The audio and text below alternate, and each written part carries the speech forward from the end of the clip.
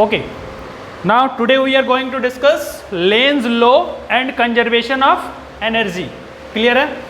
पिछले क्लास में हमने फैराडे लॉ को देखे थे, तो आज हम लोग देखेंगे कि ये लेंज लॉ और कंजर्वेशन ऑफ एनर्जी में किस किस टॉपिक को कवर करेंगे.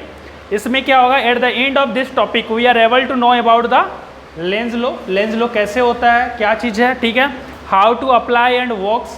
ये लेंज लॉ कैसे हम लोग अप्लाई करते हैं. अप्लाई करना मतलब क्या है, मान लेते हैं किसी भी करंट कैरिंग वायर है, करंट कैरिंग कॉयल है, यानी कि सर्कुलर कॉयल है मान लेते हैं, ठीक है. अगर हम उसको मैग्नेट को सामने लेके जाएंगे, दूर लेके जाएंगे, फैराडे का ये एक्सपेरिमेंट था ना, ठीक है, फैराडे और हेनरी ने किए थे ये एक्सपेरिमेंट. तो उसी एक्सपेरिमेंट में देखेंगे अगर नॉर्थ पोल को सामने की तरफ ला रहे हैं तो वो कॉयल में किस डायरेक्शन में करंट इंड्यूस्ड होगा. क्लियर है, क्योंकि और उसी के बारे में देखेंगे, यानी उसको अप्लाई कैसे करते हैं, वो वर्क्स कैसे करता है. कंजर्वेशन ऑफ एनर्जी, ये लेंज लॉ के द्वारा बताएगा कि वो कंजर्वेशन ऑफ एनर्जी को कैसे फॉलो करता है, ठीक है. फिर अगला देखेंगे expression for the EMF, EMF का एक्सप्रेशन, करंट का expression and charge in terms of magnetic flux. Magnetic flux के रेस्पेक्ट में ईएमएफ का एक्सप्रेशन क्या होगा, करंट का क्या होगा, चार्ज का क्या होगा. वैसे हमने फैराडे लॉ में ये चीज़ को देख चुके थे कि वो ईएमएफ का एक्सप्रेशन कैसे आता है फ्लक्स के टर्म में. फिर अगला क्या है, डिपेंडेंस ऑफ ईएमएफ. ईएमएफ किस किस पे डिपेंड करेगा, ईएमएफ किस किस पे डिपेंड करेगा. ईएमएफ तो वैसे फ्लक्स पे डिपेंड करता है, और फ्लक्स किस किस पे डिपेंड करता है, मैग्नेटिक फील्ड पे, एरिया पे और एंगल पे, ठीक है. यानी कि अगर हम लोग मैग्नेटिक फील्ड को चेंज करें तो भी फ्लक्स चेंज होगा, फ्लक्स चेंज होगा तो ईएमएफ चेंज होगा. फिर अगला देखेंगे अगर एरिया को चेंज करते हैं, यानी कि कभी सिकुड़ रहा है कभी फैल रहा है, ठीक है, या फिर magnetic field number of lines जो है वो अगर घट रहा है बढ़ रहा है, यानी कि अगर एरिया अगर चेंज हो रहा है तो भी उसमें फ्लक्स चेंज होगा, और फ्लक्स चेंज होगा तो ईएमएफ चेंज होगा. और एंगल का कैसे, जो एसी जनरेटर होगा ना इसका लास्ट, और इसके बाद फिर एसी चैप्टर में आएंगे. इसका जो लास्ट टॉपिक है वो क्या है, एसी जनरेटर, और इसका बाद जो चैप्टर है वो एसी है. सबसे पहले हम लोग ये पता है पूरा अरेंजमेंट जो है ना एनसीईआरटी का बड़ा अच्छा रहता है. कैसे, देखो एसी का कैसे जनरेट करना है वो हम लोग इस चैप्टर में, और जैसे ही एसी जनरेट करेंगे ना फिर एप्लीकेशन में चल जाएंगे कि वो एसी कैसे काम करता है, कैसे वर्क करेगा और किस किस में वर्क करेगा, वो नेक्स्ट चैप्टर में आ जाएगा. क्लियर है, यानी कि हम लोग एसी को जनरेट करना इसी टॉपिक में सीखेंगे. क्लियर है. नेक्स्ट क्या है, मोशनल ईएमएफ क्या होगा. ये मोशनल ईएमएफ वो एरिया से ही कंसंट्रेशन है, मतलब फ्लक्स जो चेंज करेगा ना, जैसे मैग्नेटिक फील्ड किसमें, फैराडे लॉ मैग्नेटिक फील्ड को चेंज करता है, जो ये मोशनल ईएमएफ होगा ना उसमें एरिया को चेंज करेगा. उस चीज़ को भी इसी टॉपिक में कवर करेंगे. यानी कि at the end of this topic we will know about this. Okay, next what is the Lenz law. Lenz law actually basically बोलता क्या है, लेंज लॉ ये बोलता है कि the polarity of induced EMF, polarity किसका, जो ईएमएफ प्रोड्यूस्ड होगा is such that it tends to produce a current. ये क्या करता है, करंट जो प्रोड्यूस करेगा, ऑब्वियसली ईएमएफ अगर प्रोड्यूस करेगा यानी कि तुम्हारा क्या हो, एक पोटेंशियल प्रोड्यूस कर रहा है, और पोटेंशियल के थ्रू ही तो करंट फ्लो करता है. क्लियर है. Tends to produce a current which opposes the change in magnetic flux. वो क्या करेगा, अपोज करेगा मैग्नेटिक फ्लक्स को. क्या करेगा, अपोज करेगा magnetic flux that produced it. चलिए इसको समझते हैं. सबसे पहली बात तो मान लेते हैं ये कोई कॉयल है, कॉयल को क्या बोलते हैं, दूसरा सोलेनोइड बोलते हैं कि नहीं, बोलते हैं ना. इसको किससे जोड़ दिए, गैल्वेनोमीटर. दिस इज क्या है, गैल्वेनोमीटर. इसके बारे में पढ़े हैं करंट इलेक्ट्रिसिटी में. क्लियर है. अब हम क्या करते हैं, एक मैग्नेट को, ये मैग्नेट पहले यहाँ पे है, ये नॉर्थ है, ये साउथ है.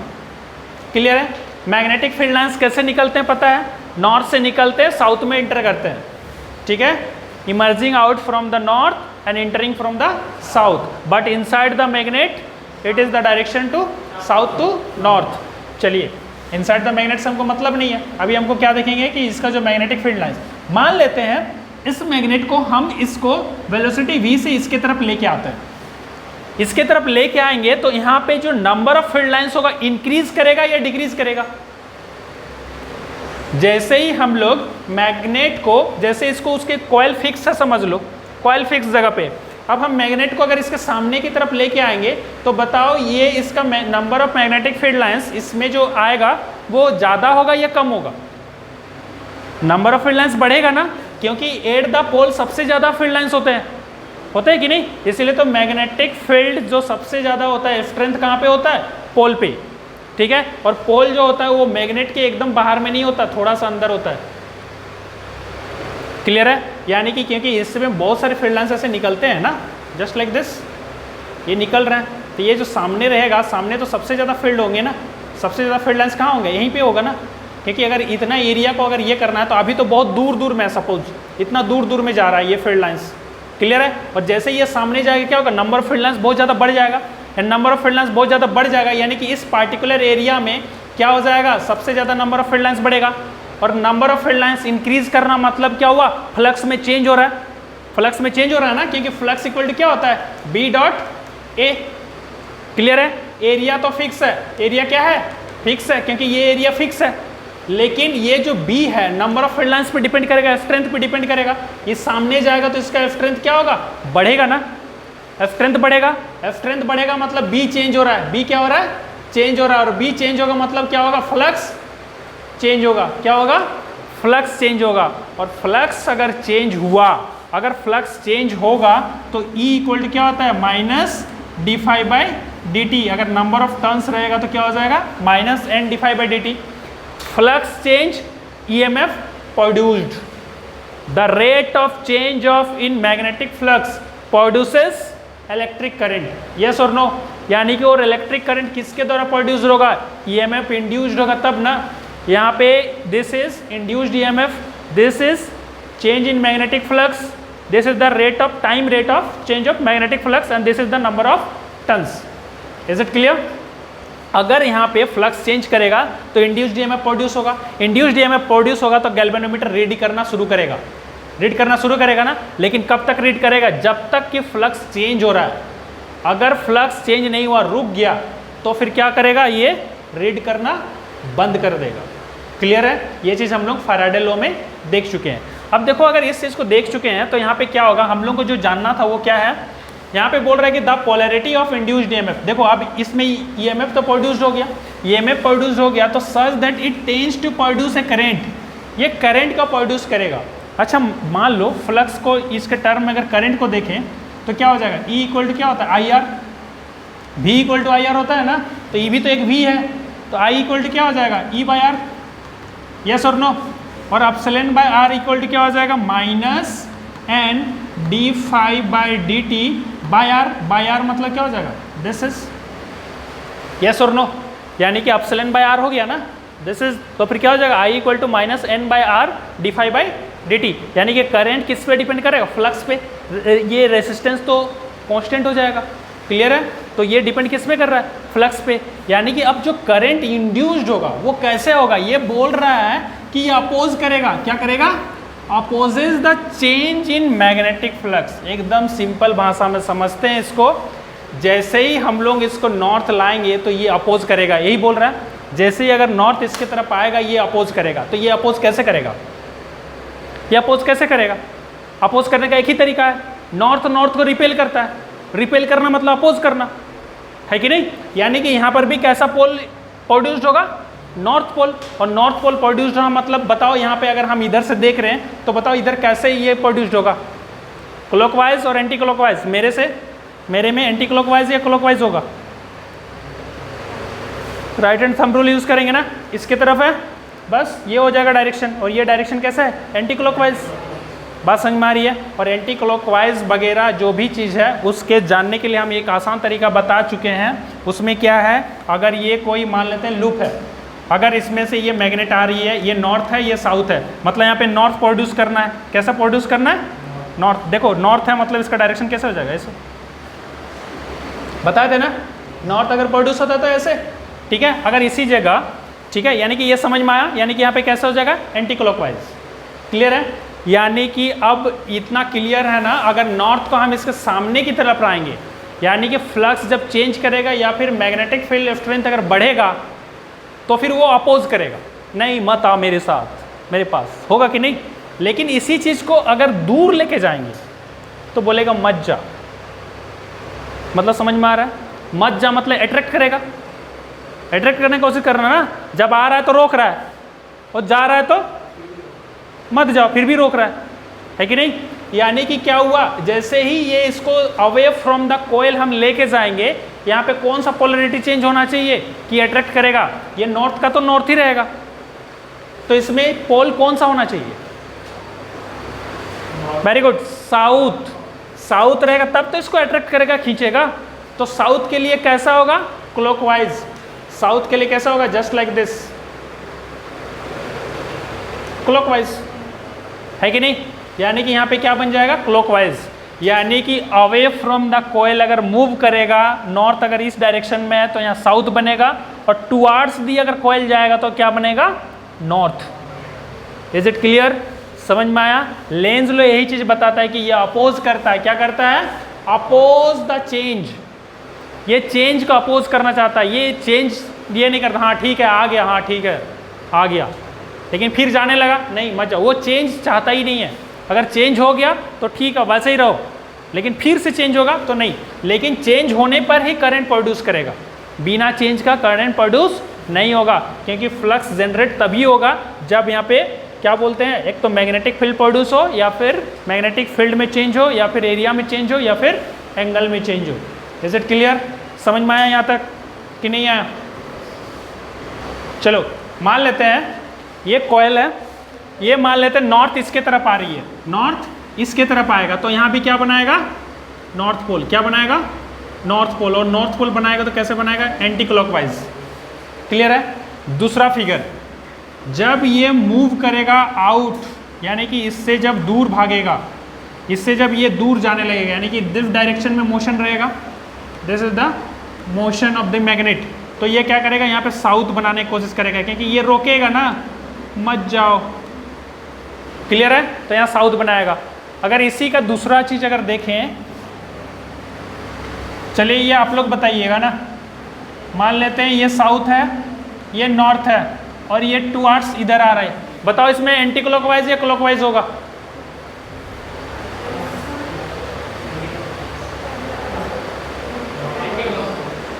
कितने कोई एंटी क्लॉकवाइज हो, कितने कोई क्लॉकवाइज हो?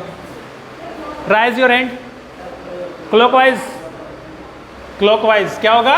क्लॉकवाइज। ऑब्वियसली यहाँ साउथ बनेगा ना, क्या बनेगा? यहाँ साउथ बनेगा, तो क्या हो गया? इधर से देखेंगे तो क्लॉकवाइज।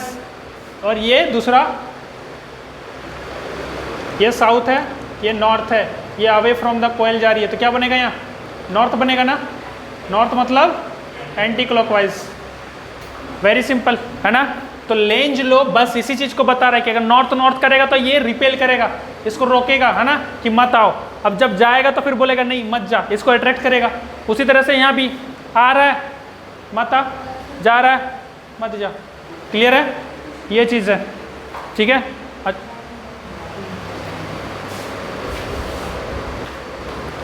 मान लो सपोज, इसको मिटा दूं, लेंज लो पे एक पजल है, वैसे ये पजल नहीं है तो समझ ही जाओ कि क्या है। जैसे ये जो कोयल था, ये जो कोयल था, इस पे हम सबसे पहले क्या डाले थे? गैल्वेनोमीटर। हाँ ठीक है, गैल्वेनोमीटर लगा और इधर से क्या कर रहे थे? बार मैग्नेट को मूव करवा रहे थे। सपोज वही मूवमेंट हम अभी भी करवा रहे हैं, ठीक है। और मान लेते हैं हम गैल्वेनोमीटर को रिमूव कर देते हैं यहाँ से। क्या कर देते हैं? गैल्वेनोमीटर को रिमूव कर देते हैं, तो बताओ इसमें करंट प्रोड्यूस होगा या नहीं होगा?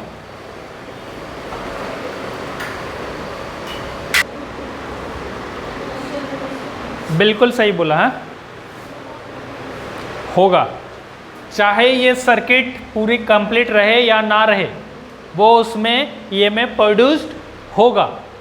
बात समझ में आ रही है? उसमें ईएमएफ प्रोड्यूस होगा, क्योंकि वो डिपेंड किस पे करता है? ये तो कॉइल है, यहाँ पे ये कभी भी नहीं बोलना है कि कंप्लीट सर्किट होना चाहिए। क्लियर है? ये कॉइल है और इसको जैसे सामने लेके जाएंगे तो ये इसमें जो प्रोड्यूस होगा उसको अपोज करेगा। हाँ, अगर हम यहाँ पे जोड़ देंगे तो हमको डिटेक्ट करना पता चल जाएगा कि हाँ इसमें आ रहा है। अगर मान लेते हैं गैल्वेनोमीटर की जगह ऐसा क्या चीज़ लगाएं कि हमको पता चले कि इसमें करंट प्रोड्यूस हो रहा है? ऐसा और किस चीज़ से पता चल सकता है? एमीटर।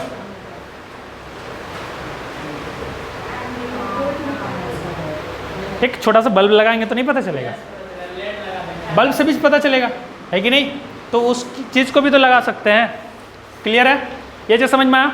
चलो अब आते हैं कंजर्वेशन लॉज पे।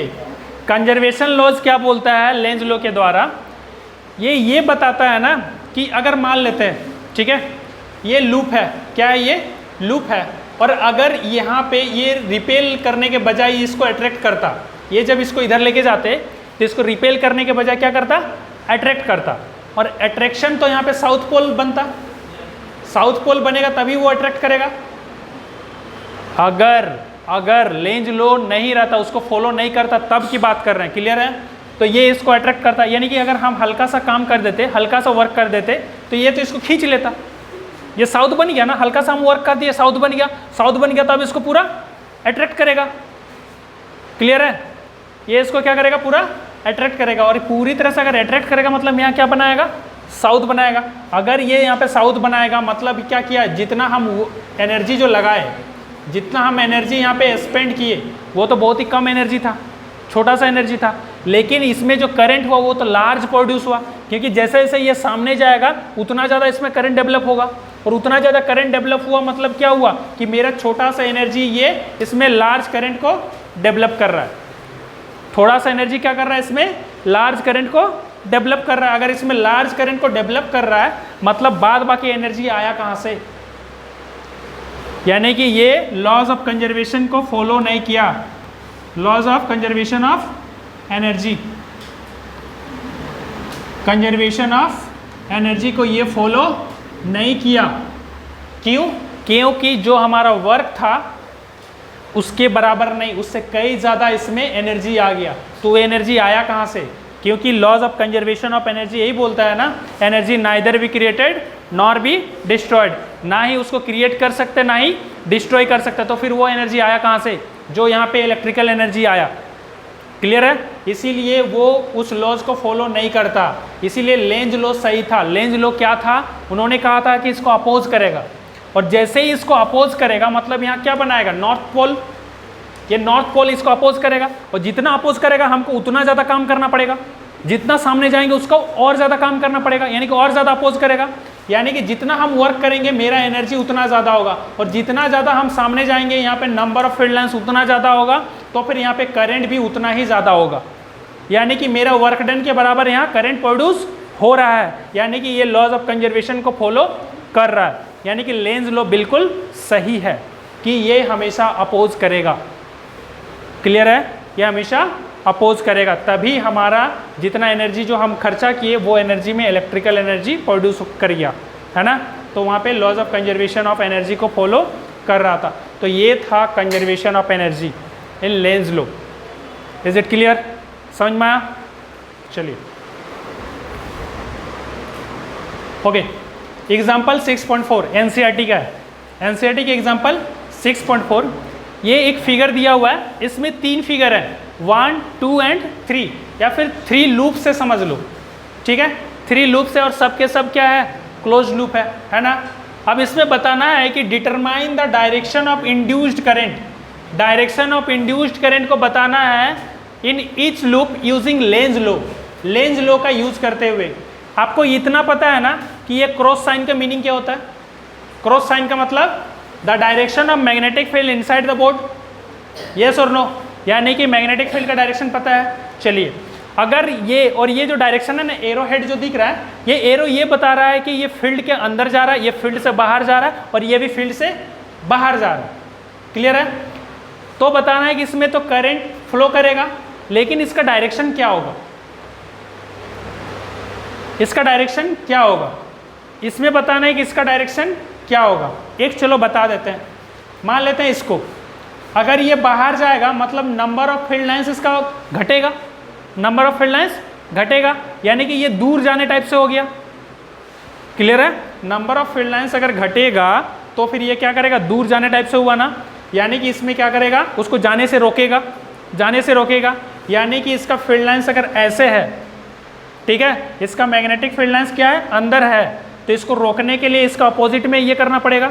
यानी कि इसमें कैसे बनेगा, just like this, C A B C, anticlockwise बनाना पड़ेगा ना, इसमें एंटी क्लॉकवाइज, तभी इसको रोकेगा। अदरवाइज क्या करेगा, अगर उसी क्लॉकवाइज में रहता तब तो उसी के डायरेक्शन में बनाता।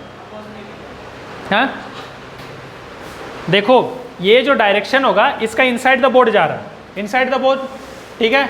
यानी कि अगर इसको रोकना है, ठीक है, अगर इसको रोकना है तो क्या करना होगा, ये नॉर्थ पोल जिधर है उधर साउथ बनाएगा, ठीक है। यानी कि अगर नॉर्थ पोल को साउथ पोल बनाएगा तो फिर क्या करेगा ये, अच्छा नहीं ये तो क्लॉकवाइज बनेगा ना, उसी डायरेक्शन में करना पड़ेगा ना, तब ये रोकेगा। अदरवाइज अगर सेम ऑपोजिट करेगा तो फिर रिपेल करने लगेगा।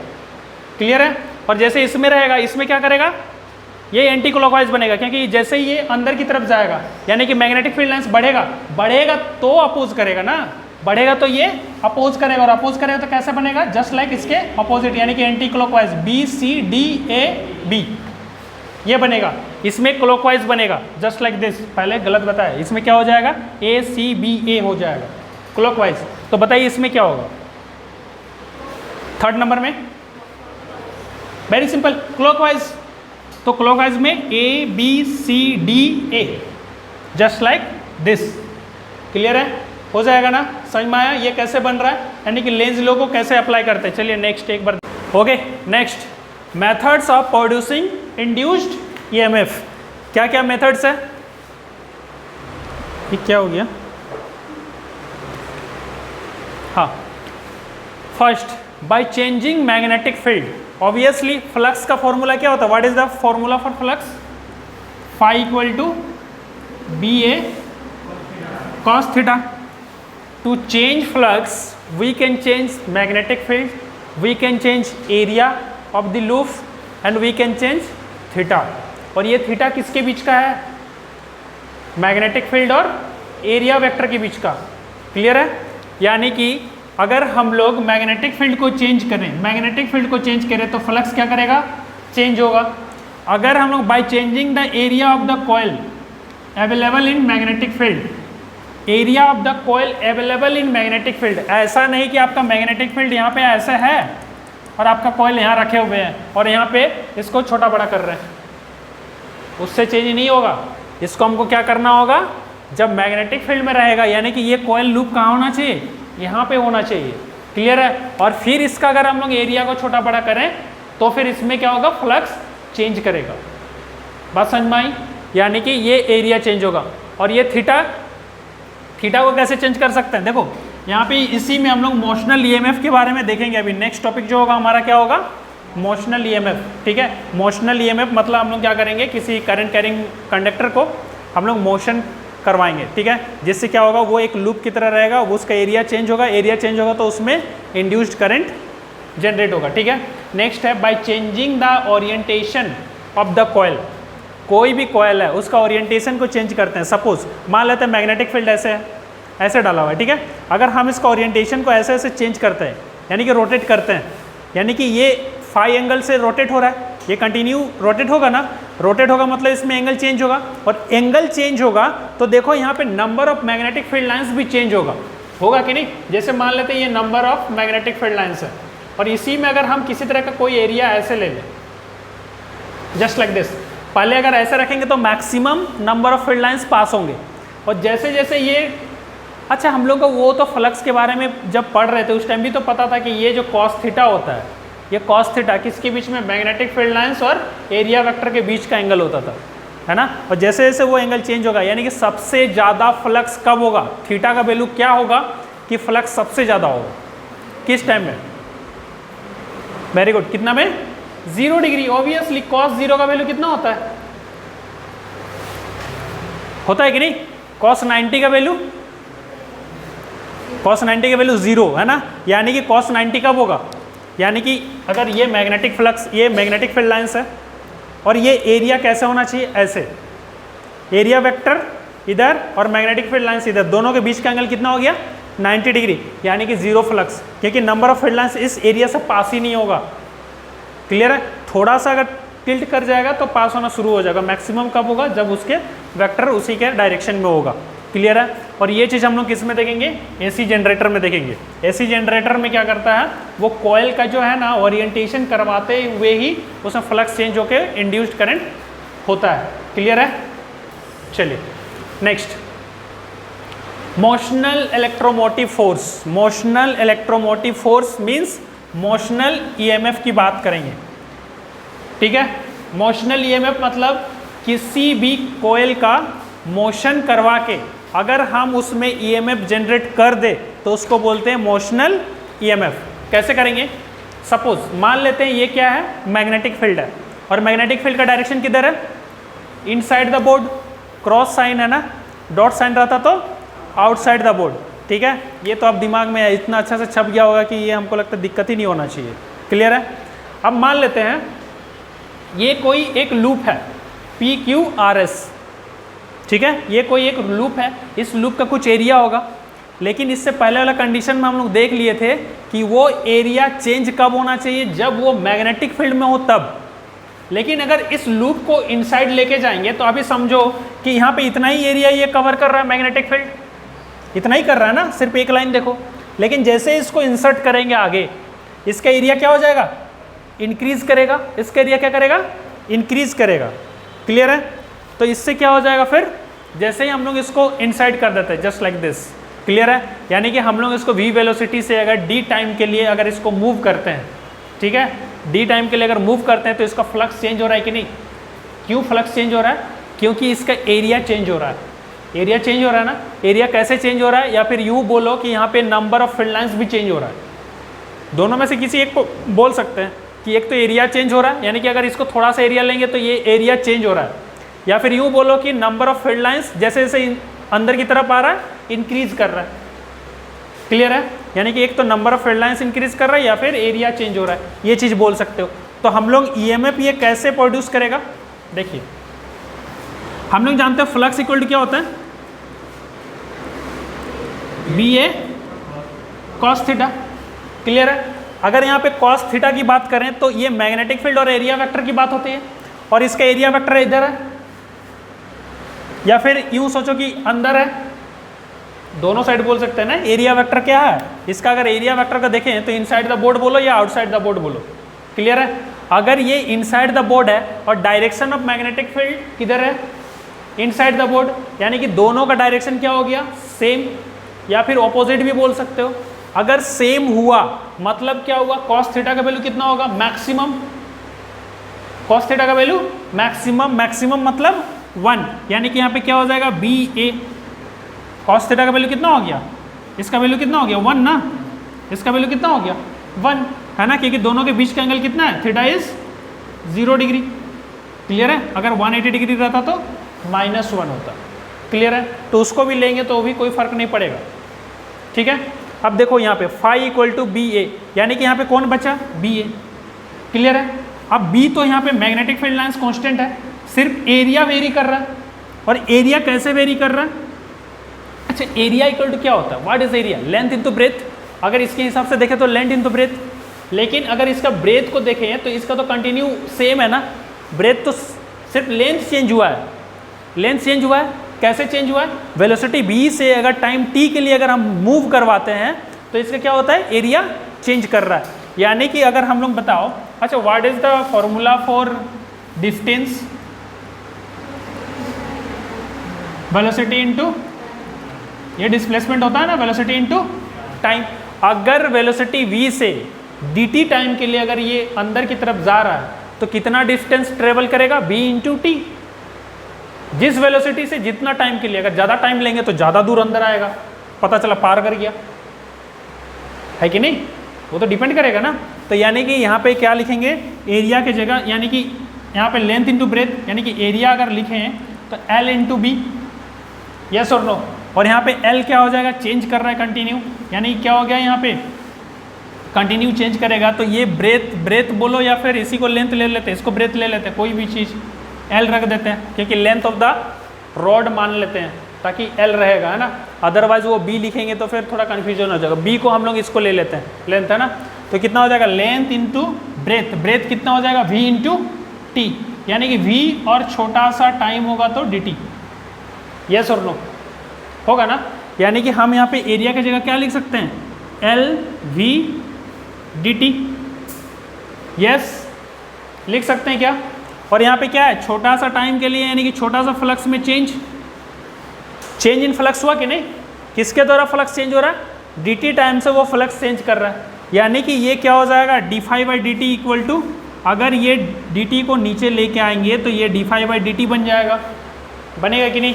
ये डी टी को इधर लेके आए तो D phi by D T, और D phi by D T equal to क्या हो जाएगा, बी एल भी।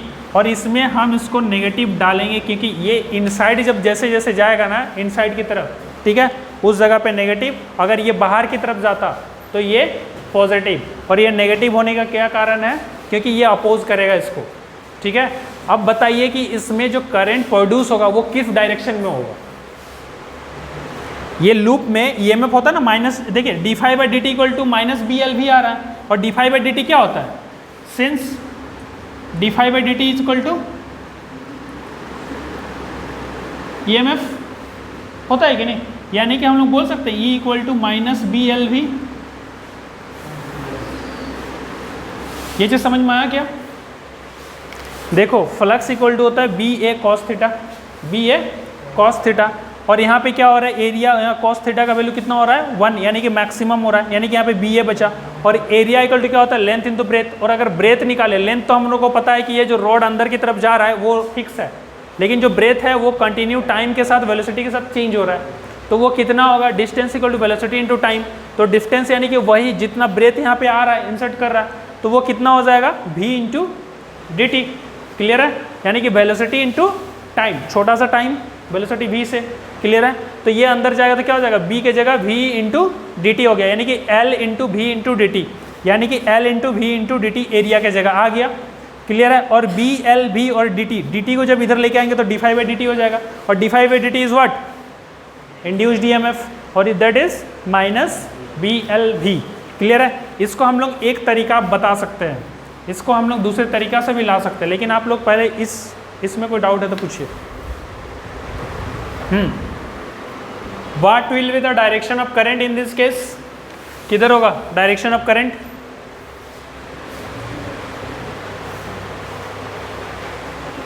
क्या होगा direction of current, apply Lenz law, बताया था ना कल, ये लेंज लॉ को अप्लाई करना है। कैसे हो जाएगा फिर ये, जैसे ये यानी कि इसको क्या करेगा, अपोज करेगा। अपोज करना मतलब यानी कि अगर ये इनसाइड जा रहा है, यानी कि क्या करना होगा, मैग्नेट को इसे सामने की तरफ ला रहे हैं, यही समझना है, क्योंकि इसका मैग्नेटिक फील्ड लाइंस क्या हो रहा है, इंक्रीज कर रहा है। इंक्रीज कर रहा है मतलब मैग्नेट समझो कि वो अंदर साइड जाना चाह रहा है, तो वो अपोज करेगा। अपोज करेगा मतलब यहाँ पे नॉर्थ बनाएगा, नॉर्थ बनाएगा मतलब क्या हो जाएगा, ये एंटी क्लॉकवाइज। एंटी क्लॉकवाइज मतलब किधर हो जाएगा, क्या हो जाएगा, यहाँ पे कौन सा है, R dash, Q dash, P और एस डैश। क्लियर है, यानी कि एंटी क्लॉकवाइज क्या हो जाएगा, यहाँ पे एंटी क्लॉकवाइज होगा कि नहीं, just like this. Anti clockwise direction में यहाँ पे क्या हो जाएगा, करंट इंड्यूस्ड हो जाएगा। क्लियर है, समझ में आया क्या। चलिए नेक्स्ट पॉइंट है ना, इसी का अगर दूसरा ये देखें, चलो ये देखो वही चीज़ दिखाया, अगर इसी का अगर दूसरा तरीका देखें तो वो क्या है, अगर सेकेंड वे टू समझ ले, ये जो मैग्नेटिक फील्ड था, यूनिफॉर्म मैग्नेटिक फील्ड था, और इनसाइड द बोर्ड जा रही है। अगर मान लेते हैं कि कोई रॉड ऐसे है जस्ट लाइक दिस, जो बुक में एनसीईआरटी में दिया हुआ है, और ये कोई एक रॉड है जो जिससे ये पूरी तरह से लूप बन जाता है। क्लियर है, अब क्या करते हैं, हम इस रॉड को वेलोसिटी v से अंदर की तरफ लेके आते हैं, वेलोसिटी v से अंदर की तरफ लेके आएंगे, ऐसे मोशन करवाएंगे। ऐसे मोशन करवाएंगे तो क्या करेगा, इसका फ्लक्स चेंज करेगा। फ्लक्स कैसे चेंज करेगा, क्योंकि इसका एरिया चेंज हो रहा है कंटिन्यू, जैसे जैसे अंदर आएगा क्या करेगा, इसका एरिया छोटा होते जाएगा ना, चाहे वो एरिया इंक्रीज करे या डिक्रीज, फ्लक्स तो दोनों में चेंज होना है। क्लियर है, तो वो तो पहले वाला केस में इंक्रीज कर रहा था, लेकिन अब क्या करेगा, डिक्रीज। तो इसमें क्या हो जाएगा, अगर हम लोग देखें वर्क डन इक्वल टू क्या होता है, फोर्स इनटू डिस्प्लेसमेंट, ठीक है, और वर्क डन पर यूनिट चार्ज क्या होता है, potential. Work done to carry per unit charge, that is the potential. In this case potential is what? Induced EMF. Yes. और अगर यहाँ पे work done per unit charge is induced EMF, therefore what is will be the force? किसी भी current carrying wire पे अगर उसको हम लोग मैग्नेटिक फील्ड में लेके आते हैं तो उस पर एक फोर्स लगता है. वो फोर्स कितना लगता है? सही बोल रहे हो, बताओ कितना लगता है? F इक्वल टू ILB लगता है कि नहीं? I is the current in the rod, L is the length of the rod and B is the magnetic field. लगता है कि नहीं? सब भूल गया है ना. तो क्या हो जाएगा यहाँ पे? वर्क डन इक्वल टू क्या हो जाएगा? Therefore work done will be ILB into DX. हाँ होगा. अगर मान लेते हैं छोटे से काम कर रहा तो ये छोटा सा वर्क भी होगा, यानी कि DW is equal to what? I equal to what? Current. Current क्या होता है? I equal to DQ by DT. The rate of flow of charge is current. Clear है? यानी कि I की जगह हम लोग अगर इसको डाल दें DQ बाई DT, यहाँ पे क्या हो जाएगा? LB into DX. और हम लोग जाते हैं कि वर्क डन पर यूनिट चार्ज, यानी कि DW by DQ is equal to LB DX by DT. होगा क्या? LB और ये DX के नीचे DT ला दिया, DQ को इधर. ठीक है. और वर्क डन पर unit charge that is the induced EMF. Therefore ये क्या हो जाएगा? E इक्वल टू क्या हो जाएगा? LB DX by DT. और the rate of change of position that is the velocity. Yes और नो? होता है ना. तो ये क्या हो जाएगा? DX by DT is V. तो हम लोग इसको क्या बोल सकते हैं? E इक्वल टू BLV बोल सकते हैं क्या? बोलेंगे ना. इक्वल टू क्या हो जाएगा? BLV. तो ये हो गया एक इंड्यूस्ड EMF. और वो भी सेम चीज़ आ गया ना यहाँ पर, इससे भी क्लियर है. यानी कि कैसे भी निकाल सकते हैं. इसके अलावा एक और तरीका है जिससे निकाल सकते हैं. ये चीज़ किए थे.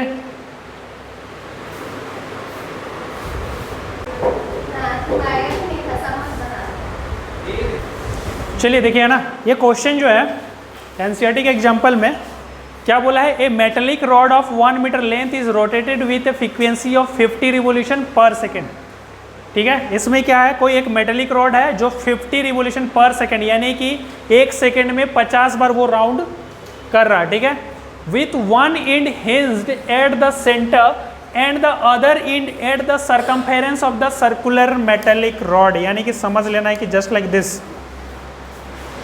यानी क्या है? ये कोई सर्कुलर रॉड है, इसमें से ये एक रॉड है. ठीक है. और ये सर्कुलर जो मेटेलिक रिंग है वो है.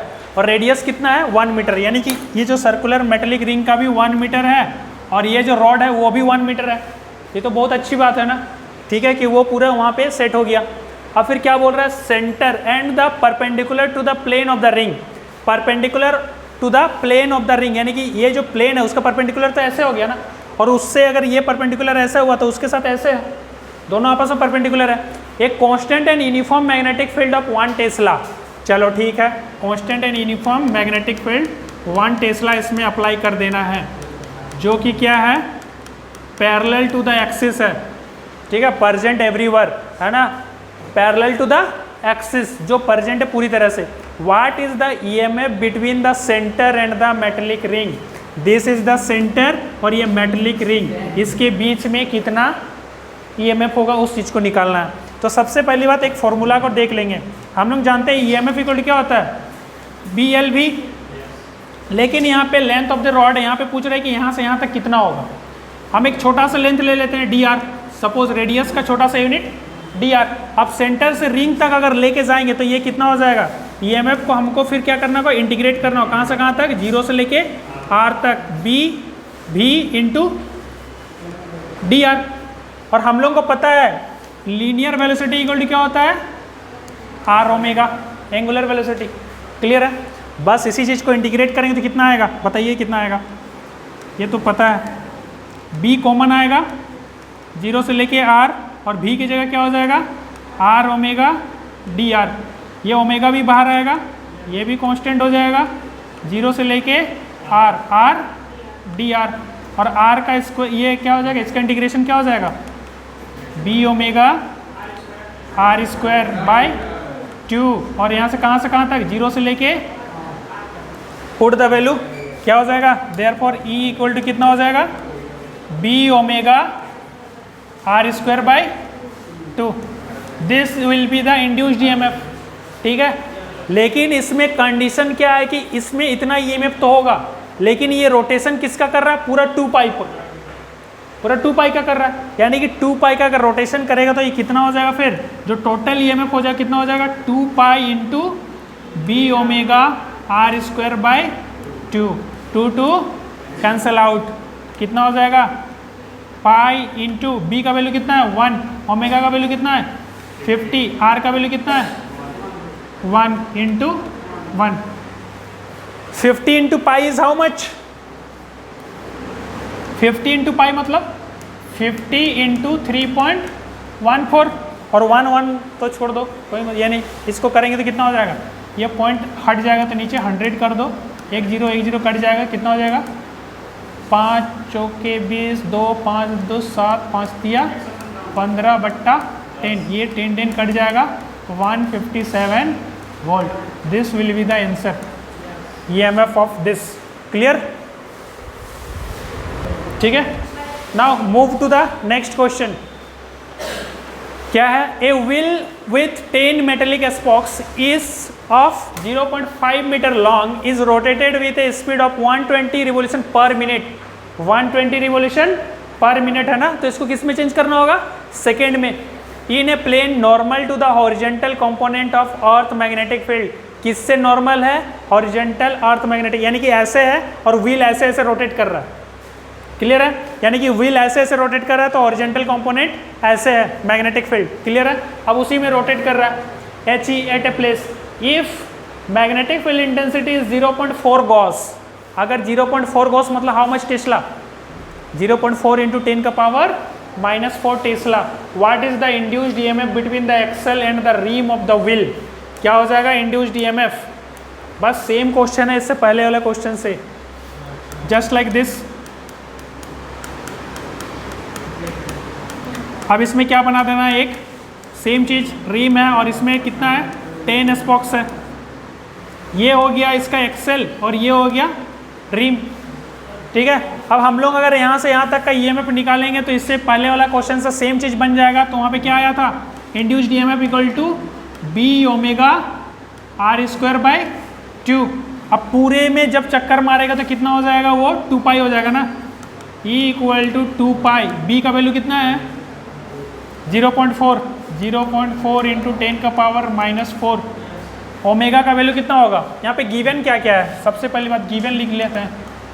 गिवन क्या है, b कितना है 0.4 गॉस, यानी कि 0.4 इंटू 10 का पावर -4 टेस्ला।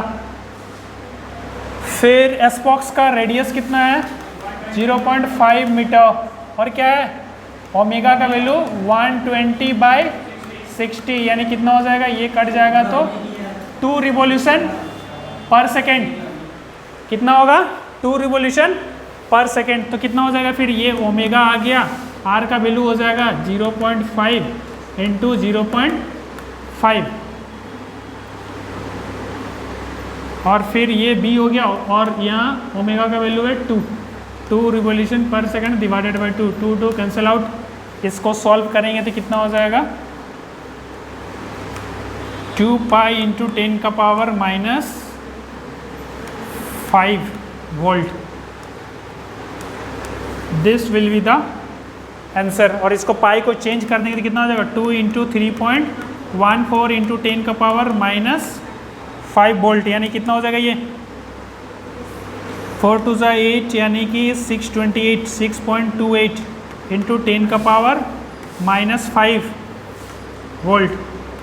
यस यस और नो,